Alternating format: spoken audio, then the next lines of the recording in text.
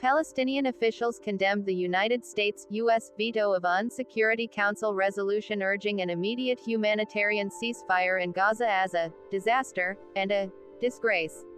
Israeli bombardment of the besieged enclave continues and dozens of people were reported killed in attacks on Khan Yunis in the south. Quoted from Al Jazeera, the Palestinian Ministry of Health said a teenager had been killed by Israeli troops in the southern region of the occupied West Bank.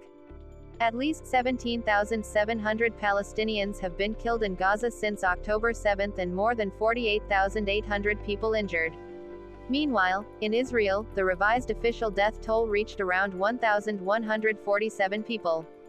In the midst of voting on the Israeli-Palestinian war resolution in the UN Security Council, the majority of which called for a ceasefire, Israeli troops reportedly continued to pound the Gaza Strip, from north to south today, Saturday, the 12th of September 2023, local time.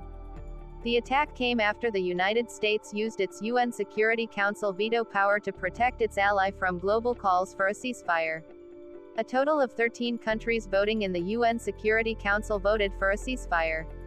Meanwhile, England abstained.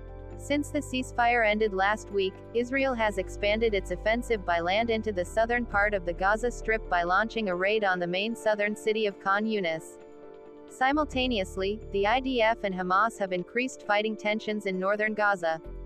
According to a Reuters report, Resident Khan Yunis said Israeli forces had today ordered people out of another district west of the territory Israel invaded earlier this week, suggesting further attacks could be imminent.